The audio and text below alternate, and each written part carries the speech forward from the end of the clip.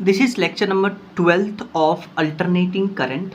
और इस लेक्चर में हम चोक कॉइल पढ़ेंगे और पैरेलल एलसीआर सर्किट पढ़ेंगे। उससे पहले हम एक क्वेश्चन करेंगे जो नीट 2021 में आया था, और फिर वॉटलेस करंट, फिर पैरेलल एलसीआर और फिर चोक कॉइल पढ़ेंगे। और इस लेक्चर में हमारा अल्टरनेटिंग करंट कंप्लीट हो जाएगा, राइट? तो first let's start this lecture with a question. So question देखिए, आपके पास नीट 2021 में ये क्वेश्चन आया था। क्वेश्चन में आपके पास LCR सर्किट गिवन है, RLC सर्किट जो बेसिकली सीरीज में है। रेजिस्टेंस के ऊपर 40 ओम, इंडक्टर के ऊपर 5 ओम 5 हेनरी और कैपेसिटर के ऊपर 80 माइक्रोफैराड, और सोर्स वोल्टेज आपको गिवन है।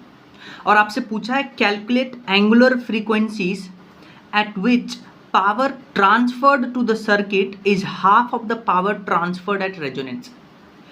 तो बेसिकली क्या पूछा है, वो फ्रीक्वेंसीज बताइए जिस पे बेसिकली पावर ट्रांसफर्ड जो है वो हाफ हो जाता है पावर ट्रांसफर्ड एट रेजोनेंस। और आपके पास 3 ऑप्शन गिवन है। देखिए, लास्ट क्लास में हम लोगों ने बेसिकली हम लोगों ने बैंडविड्थ के बारे में पढ़ा था, डेल्टा ओमेगा, और हाफ पावर फ्रीक्वेंसी हम लोगों ने पढ़ा था। करंट और फ्रीक्वेंसी में ग्राफ लास्ट क्लास में हमने ऐसा पढ़ा था। ये जो था ये ओमेगा रेजोनेंस को डिनोट कर रहा था, और यहाँ पे जो करंट था IRMS वो मैक्सिमम था। एक ऐसा फ्रीक्वेंसी ओमेगा 1 और ओमेगा 2 जहाँ पे जो पावर है वो हाफ हो जाता है, पावर जो है हाफ हो जाता है, या यूँ बोले कि करंट जो है वो 1/√2 टाइम्स हो जाता है इस मैक्सिमम करंट का। तो उसको क्या बुलाते हैं, हाफ पावर फ्रीक्वेंसी। तो आपसे क्वेश्चन में यही हाफ पावर फ्रीक्वेंसी पूछा है, और ये तो है ओमेगा रेजोनेंस, ये बीच वाला लाइन। तो ये आधा जो होगा तो ये हो जाएगा, इस पूरे को हम बुलाते हैं बैंडविड्थ डेल्टा ओमेगा। ये आधा हो जाएगा delta omega by 2, delta omega by 2। अब क्वेश्चन में आपसे पूछा है कि ये हाफ पावर फ्रीक्वेंसी बताइए ओमेगा 1 और ओमेगा 2। तो आपको पता है ओमेगा 1 का फॉर्मूला कैसे डिराइव करते थे। ओमेगा 1 जो है ओमेगा रेजोनेंस से छोटा है, कितना छोटा है, डेल्टा ओमेगा बाई 2 से। तो ओमेगा 1 को लिखते हैं omega resonance minus delta omega by 2। Omega 2 omega resonance से बड़ा है, कितना बड़ा है, डेल्टा ओमेगा बाई 2। तो omega 2 is equal to omega resonance plus delta omega by 2। अच्छा, डेल्टा ओमेगा जो होता है बैंडविड्थ बोलते हैं, और डेल्टा ओमेगा का फॉर्मूला होता है R/L। आपके पास देखिए सर्किट में रेजिस्टेंस का भी वैल्यू गिवन है और इंडक्टर का भी वैल्यू गिवन है। तो यहाँ से आप डेल्टा ओमेगा कैलकुलेट कर सकते हैं। और आपको पता है ओमेगा रेजोनेंस का फॉर्मूला 1/√LC, L भी गिवन है आपको, C भी गिवन है, तो आपके पास L आ जाएगा। और फिर आप यहाँ से ओमेगा 1 और ओमेगा 2 कैलकुलेट कर दीजिएगा, क्योंकि ओमेगा रेजोनेंस आप कैलकुलेट कर लिए, और डेल्टा ओमेगा 8, तो डेल्टा ओमेगा बाई 2 कर लीजिएगा, तो आपको हाफ पावर फ्रीक्वेंसी आ जाएगा। ऑप्शन मैच कर लीजिएगा। अब हम एक कॉन्सेप्ट पढ़ेंगे जिसका नाम है वॉटलेस करंट और वॉटफुल करंट। इसको समझने के लिए आप पावर का इक्वेशन लिखिए। पावर का इक्वेशन होता है VRMS IRMS cos phi, ठीक है। अब आप यहाँ पे देखिए पावर में IRMS cos phi जो है वो कंट्रीब्यूशन दे रहा है। पावर का जो फॉर्मूला उसमें IRMS cos phi है। तो अगर हम बेसिकली एक फेजर बनाते हैं, मान लीजिए ये करंट है और ये आपका बेसिकली EMF है, तो करंट को हमने बेसिकली EMF से थोड़ा सा फेज में डिनोट किया है ना। तो और मान लीजिए ये phi है, तो अब इस करंट का इधर जो कंपोनेंट होगा उसको क्या लिखिएगा, I cos phi, और इधर जो कंपोनेंट होगा वो हो जाएगा I sin phi। तो देखिए ये जो I cos phi है, यही पावर में कंट्रीब्यूट कर रहा है। तो इस करंट को हम बुलाते हैं वॉटफुल करंट। वॉटलेस, लेस मतलब विच इज नॉट कंट्रीब्यूटेड, और वॉट मतलब पावर। तो लेस मतलब विच इज नॉट कंट्रीब्यूटेड, और वॉट मतलब पावर, यानी कि ये करंट पावर में कंट्रीब्यूट नहीं करता, इसलिए वो इसको वॉटलेस करंट बुलाते हैं। लेकिन IRMS cos phi ये पावर में कंट्रीब्यूट कर रहा है, इसलिए इसको वॉटफुल करंट बुलाते हैं। तो ये जो I R M S cos phi है इसको वॉटफुल करंट बुलाइएगा, और I R M S sine phi जो है इसको आप बेसिकली वॉटलेस करंट बुलाइएगा। तो वॉटलेस करंट मतलब I R M S sine phi, इतना पता है। अब आप देखिए, जब आप फेजर बनाते हैं, अगर आप parallel R L C circuit बनाते हैं, ठीक है, और आप इसका फेजर डायग्राम बनाते हैं, तो आपको पता है जिधर V होता है उधर ही R होता है, कि सीरीज में बेसिकली आपको पता है करंट सेम होता है, और जिधर करंट रेजिस्टेंस में उधर ही VR होता है। ये आपका VL होता है और ये आपका VC होता है, ये हम पढ़ के आए हैं। और यहाँ से अगर हम VL को ज़्यादा ले लेते हैं तो ये हो जाएगा VL माइनस VC, तो ये कुछ ऐसा आ जाएगा।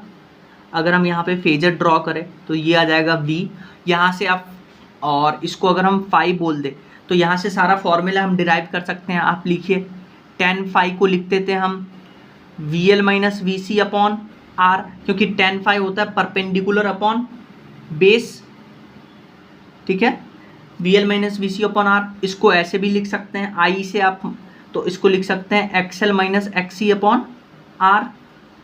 यहीं से आप cos फाई लिखिए, तो cos फाई होता है बेस अपॉन हाइपोटेनियस। इसका बेस कितना है VR, हाइपोटेनियस कितना है V, इसमें I से मल्टीप्लाई कर दीजिए तो ये आ जाएगा IR, VR equal to IR, मतलब ओम्स लॉ लगा रहे हैं तो V इक्वल टू IZ, ठीक है, क्योंकि ये पूरे सर्किट में जो सोर्स है उसका वोल्टेज है। तो यहाँ से देखिए cos फाई आ गया R बाय Z, ये पहले भी पढ़ के आए हैं। यहाँ से आप साइन फाई निकालिए, साइन होगा परपेंडिकुलर अपॉन हाइपोटेन्यूस, परपेंडिकुलर कितना है VL माइनस VC, हाइपोटेन्यूस कितना है V, और इसको हम ऐसे भी लिख सकते हैं, यहाँ पे अगर आप ओम्स लॉ लगाइएगा तो XL minus XC upon Z, तो ये हो गया साइन फाई। तो हम साइन फाई के जगह पे साइन फाई के जगह पे ये भी लिख सकते हैं। तो ये वॉटलेस करंट है। वॉटलेस करंट मतलब जो पावर में कंट्रीब्यूट नहीं करता है। तो पावर में कौन कंट्रीब्यूट नहीं करेगा, I R M S sine phi, क्योंकि पावर में तो I R M S cos phi contribute करता है, तो इसलिए उसको वॉटफुल करंट बुलाते हैं, और I R M S sine phi को वॉटलेस करंट बुलाते हैं। और साइन फाई हम फेजर लगा करके साइन फाई का वैल्यू निकाल सकते हैं। अब हम पढ़ने जा रहे हैं सीरीज और पैरेलल एलसीआर। देखिए सीरीज एलसीआर सर्किट हमने पढ़ा था कैसे, ये सीरीज एलसीआर था आरएलसी सर्किट, जिसमें करंट सेम रहता था और हम फेजर बनाते थे, करंट सेम रखते थे, आर में जो वोल्टेज है वो करंट को फॉलो करता था, एल में वोल्टेज लीड करता था तो लीड करवा दिए, सी में वोल्टेज लैग करता था तो लैग करवा दिए। फिर इसका फेजर बना लेते थे, और फेजर बना लेते थे सारा फॉर्मूला भी हम डिराइव कर लेते थे। अगर VL ज़्यादा है तो VL माइनस VC करते थे, यहाँ से हम ये पैरेललोग्राम लॉ लगा करके फिर यहाँ पे फाई खींच के सब हम कैलकुलेट कर लेते थे।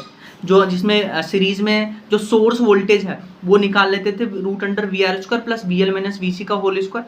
यहाँ से आप ओम्स लॉ लगाइएगा, V equal to IZ, VR में IR और VL में IXL और VC में IXC। तो यहाँ से Z आ जाता है impedance root under R square plus XL minus XC का होल स्क्वायर, ठीक है। ये था सीरीज में। अब आप पैरेलल में देखिए, जब आप इस सर्किट को पैरेलल में अरेंज करिएगा तो आपको पता है जो पैरेलल में होता है, पैरेलल में वोल्टेज सेम होता है, सर्किट में वोल्टेज सेम होता है और करंट चेंज होता है पैरेलल में।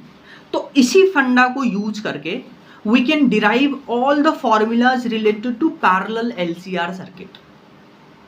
सो पैरेलल एलसीआर सर्किट को पहले तो हमने ऐसे डिनोट कर लिया है, आर एल और सी, और पैरेलल में अरेंज कर दिया है और सोर्स हमने लगाया, तो तीनों में वोल्टेज सेम होगा।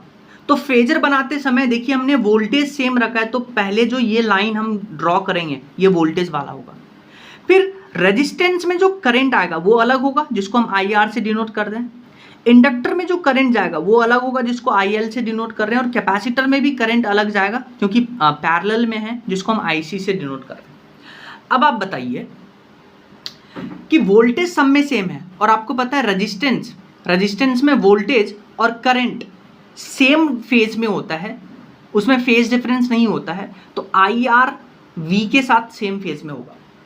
लेकिन अब बताइए, एल में जो है वो वोल्टेज लीड करता था तो करंट लैग करेगा, तो आई एल जो एल में करंट जाएगा वो वी से लैग करेगा। तो ये हमने देखिए आई एल को लैग करवाया है वी से। लेकिन कैपेसिटर में जो वोल्टेज है वो लैग करता था पर करंट लीड करेगा, उल्टा सोचिए। तो ये देखिए हमने कैपेसिटर में आईसी लीड करवाया है वोल्टेज से, तो ये बन गया फेजर डायग्राम। अब आप क्या करिए, IL को ग्रेटर मानिए तो IL माइनस IC कर देंगे, यहाँ से पैरेललोग्राम ड्रॉ करेंगे, ये आ जाएगा टोटल I। अब आप बताइए इस टोटल I को क्या लिख सकते हैं, root under IR square plus IL minus IC को होल स्क्वायर। आप यहाँ से ओम्स लॉ लगाइए, V equal to I Z सब में, तो यहाँ से I देखिए आ जाएगा V अपॉन जेड, IR आ जाएगा V अपॉन आर, IL आ जाएगा V अपॉन एक्सएल और IC V अपॉन एक्सी। सब में V कैंसिल कर दीजिए, तो यहाँ से 1 अपॉन जेड का फॉर्मूला आ गया, रूट अंडर 1 अपॉन आर का whole square plus 1 upon XL minus 1 upon XC का होल स्क्वायर। रटना नहीं है, रेजोनेंस में भी यहाँ पे सेम फॉर्मूला होगा जो सीरीज में था, omega equal to 1 upon root over LC, और एक्सएल होता है XC के बराबर रेजोनेंस पे। अब आप देखिए सीरीज में आपको पता था कि जेड मिनिमम होता है, सीरीज की बात कर लेते हैं, सीरीज में जेड मिनिमम होता था और करंट जो है वो मैक्सिमम होता था। पर रेजोनेंस में 1 अपॉन जेड मिनिमम होगा, क्योंकि सीरीज में जेड का फॉर्मूला होता था root under R square plus XL minus XC का होल स्क्वायर। तो वहां जेड मिनिमम होता था, क्योंकि रेजोनेंस पे ये पूरा टर्म गायब हो जाता था। तो पहले जब रेजोनेंस नहीं था तो रेजिस्टेंस में कुछ ऐड हो रहा था तो जेड का वैल्यू बढ़ेगा, पर at resonance XL is equal to XC तो ये टर्म पूरा गायब होगा। तो रेजिस्टेंस में कुछ जब पहले ऐड हो रहा था अब वो नहीं ऐड हो रहा है, तो जेड डिक्रीज करेगा, और जेड डिक्रीज करेगा तो यही तो रेजोनेंस का फंडा था कि जेड मिनिमम होता है। सिमिलरली पैरेलल में ये फॉर्मूला आ रहा है, तो 1 अपॉन जेड को मिनिमम होना पड़ेगा, और 1 अपॉन जेड मिनिमम मतलब जेड मैक्सिमम और करंट मिनिमम, ये सीधा उल्टा है सीरीज का, तो ये याद रखिएगा। नेक्स्ट हमारे पास एक कॉन्सेप्ट है चोक कॉइल। चोक कॉइल कुछ नहीं, आरएल सर्किट को ही चोक कॉइल कहते हैं, आरएल सर्किट को हम चोक कॉइल कहते हैं। ये जो कॉइल है, कॉइल मतलब कॉइल को बनाते वक्त आप वायर यूज करिएगा तो उस वायर में रेजिस्टेंस होगा, तो एक तो कॉइल मतलब इंडक्टर, और इसमें वायर में बेसिकली वायर यूज करेंगे उसको बनाते वक्त तो वायर में रेजिस्टेंस होगा, इसलिए आरएल सर्किट को हम चोक कॉइल कहते हैं। तो आप आरएल सर्किट में जितने भी फॉर्मूला आप पढ़ के आए हैं, आरएल सर्किट में आप फॉर्मूला पढ़ के आए थे, Z equal to root under R square plus XL square, V equal to root under V R square plus V L square. Z बढ़ेगा तो आई डिक्रीज करेगा, V equal to I Z tan phi equal to XL upon R. तो जितना भी RL circuit में formula आप पढ़ के आए हैं वो सब चोक कॉइल में एप्लीकेबल होगा। अब सुनिए चोक कॉइल का फंक्शन क्या होता है। मान लीजिए आपके पास एक सर्किट है, सर्किट में एक रेजिस्टेंस है और आपने बाहर से एक सप्लाई लगाया है 10 वोल्ट का, और ये रेजिस्टेंस है 5 ओम। तो यहाँ पे जो करंट जाएगा, ये मान लीजिए 20 वोल्ट है, तो यहाँ पे जो करंट जाएगा वो जाएगा 4 एम्पियर, क्योंकि V equal to I R, I equal to V upon R, V है 20, रेजिस्टेंस है 5, तो आई आ गया 4 एम्पियर। तो 4 एम्पियर सर्किट में करंट फ्लो करेगा, पर हमें 4 एम्पियर करंट जैसे ही हम फ्लो करवाएंगे तो जो हमारा अप्लायंस है उसमें प्रॉब्लम है, अप्लायंस जल सकता है। तो हम क्या करवाना चाहते हैं, सर्किट में करंट डिक्रीज करवाना चाहते हैं। तो करंट डिक्रीज करवाने के लिए आप क्या यूज कर लीजिए, यहाँ पे एक रियोस्टेट यूज कर लीजिए। देखिए ये सर्किट को हम यहाँ पे ड्रॉ करिए, रियोस्टेट क्या करेगा, रेजिस्टेंस उसमें चेंज करेंगे तो रेजिस्टेंस का वैल्यू बढ़ेगा। तो देखिए रेजिस्टेंस का वैल्यू बढ़ेगा, V equal to I R लिखते हैं तो I equal to V upon R. Resistance का वैल्यू आप बढ़ाइएगा तो करंट डिक्रीज करेगा। तो जो हमारा मकसद था कि सर्किट में करंट को रिड्यूस करवाना है, तो वो रियोस्टेट लगवा करके काम में ले सकते हैं। पर आपको पता है रियोस्टेट जो होता है रेजिस्टेंस का बना होता है, उसमें वायर होता है, तो उसमें पावर लॉस होगा, हीट लॉस होगा। रियोस्टेट करंट को कंट्रोल तो कर लेगा लेकिन उसमें पावर लॉस होगा, हीट लॉस होगा, वो हम नहीं चाहते। तब साइंटिस्ट ने क्या किया कि इस रेजिस्टेंस के साथ में उन्होंने इंडक्टर लगाया, और आप पढ़ के आए कि इंडक्टर में पावर लॉस नहीं होता है, इंडक्टर और कैपेसिटर दोनों में पावर लॉस नहीं होता है। तो आप यहाँ पे कॉन्सेप्चुअली इंडक्टर के जगह पे कैपेसिटर भी लगा सकते हैं, पर कैपेसिटर सिंस महंगा आता है इसीलिए हम इंडक्टर काम में लेते हैं। और इंडक्टर में पावर लॉस नहीं होता है। और इंडक्टर क्या करेगा, इंडक्टर में जेड का वैल्यू आपको पता है √r² प्लस एक्सएल स्क्वायर। तो रेजिस्टेंस में कुछ और ऐड हो रहा है तो जेड बढ़ जाएगा, और अगर जेड बढ़ गया तो करंट डिक्रीज कर जाएगा। यही तो हमारा मेन मकसद था कि सर्किट में करंट डिक्रीज करवाना था। तो ये चोक कॉइल का फंक्शन होता है। और ध्यान से सुनिए, चोक कॉइल क्या करता है, करंट डिक्रीज करता है, पर कौन से सर्किट में, एसी सर्किट में। तो चोक कॉइल को लिख सकते हैं use to control AC current, AC current, ठीक है। और ये आरएल सर्किट ही होता है, तो जितना भी फॉर्मूला आरएल सर्किट में वो सब यहाँ पे फॉर्मूला हम अप्लाई कर सकते हैं। तो ये समझ में आना चाहिए। एक जेईई मेंस में क्वेश्चन आया था, क्या था, मान लीजिए आपके पास आरएल सर्किट है, तो आरएल सर्किट में आपको पता है फेज डिफरेंस π/2 से छोटा है पर 0 डिग्री से ज़्यादा होता है। आरसी सर्किट में फेज 0 से तो कम होगा पर -90 से ज़्यादा होगा। और आरएलसी सर्किट में फेज डिफरेंस 90 से कम प्लस या 90 से कम लेकिन -90 से ज़्यादा होगा।